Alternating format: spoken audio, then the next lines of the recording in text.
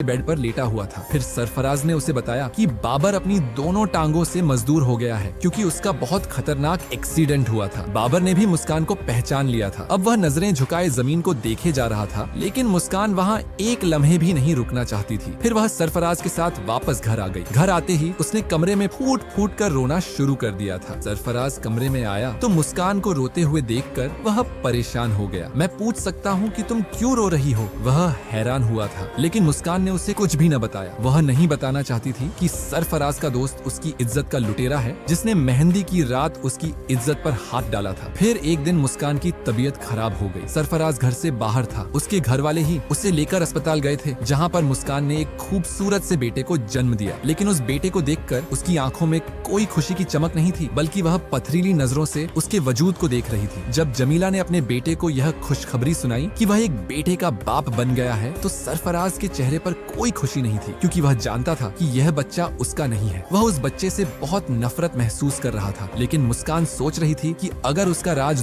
दुनिया के सामने आ जाता तो वह कहीं मोह दिखाने के काबिल नहीं रहती। अब वह उस बच्चे को पाल रही थी। सारे घर वाले उसे प्यार करते थे, लेकिन सरफराज की आंखों में उसके लिए नफरत होती थी। वह उस बच्चे से बहुत नफरत महसूस करता था, क्योंकि वह बच्चा उसका नहीं था, बल्कि वह मुस्कान का गुनाह था, जबकि मुस्कान भी गुनहगार नहीं थी। फिर धीरे धीरे वह बच्चा बड़ा होने लगा, लेकिन जमीला ने महसूस कर लिया था कि सरफराज उस बच्चे को न ही गोद में लेता है और न ही प्यार करता है। फिर एक दिन वह सरफराज से कहने लगी, बेटा, तुम अपनी औलाद से वह मोहब्बत नहीं करते जो तुम्हारा बाप तुमसे करता है। मुझे यह देखकर बहुत तकलीफ महसूस होती है। आखिर इसकी क्या वजह है? सरफराज ने उसे एक लफ्ज भी न कहा और खामोशी से वहाँ से चला गया, क्योंकि अगर वह मुस्कान का राज अपनी माँ को बताता तो शायद मुस्कान भी उसका राज उसकी माँ को बता देती। इसलिए उसने खामोशी इख्तियार किए रखी। फिर एक दिन वह मुस्कान से कहने लगा कि आज मेरे दोस्त बाबर का इंतकाल हो गया है। यह सुनकर मुस्कान की आंखें फटी की फटी रह गई थी। फिर वह कहने लगा, लेकिन मरते वक्त उसने मुझसे एक अजीब बात कही। वह कह रहा था कि अपनी बीवी मुस्कान से कहना कि मुझे माफ कर दे। आखिर उसने ऐसा क्या किया था? मुझे भी तो बताओ। लेकिन मुस्कान ने उसे एक लफ्ज भी न कहा। वह मर चुका था और उसकी बुराई वह सरफराज के सामने नहीं करना चाहती थी। फिर धीरे धीरे उसका बेटा अयान बड़ा हो रहा था। वह अब स्कूल जाने लगा था। एक दिन वह अपनी स्कूल की कॉपी उठाकर सरफराज के पास आया और कहने लगा, देखो अब्बा जान, मुझे टीचर ने स्टार दिया है। लेकिन सरफराज ने वह कॉपी जमीन पर फेंक दी थी और खामोशी से उठकर घर से बाहर चला गया। जमीला ने भी उसका रवैया नोट किया था, जबकि मुस्कान की आंखों में आंसू थे। रात को जमीला सरफराज से कहने लगी, तुमने बच्चे के साथ ऐसा क्यों किया? वह तुम्हारी ही औलाद है। सरफराज चिल्लाते हुए कहने लगा, वह मेरी औलाद नहीं है, मैं उससे नफरत करता हूँ। यह सुनकर जमीला समेत सारे घर वाले हैरान रह गए। फिर वह मुस्कान से कहने लगी, सरफराज अपनी औलाद से मोहब्बत क्यों नहीं करता? क्या यह उसका बेटा नहीं है? उसकी आंखों में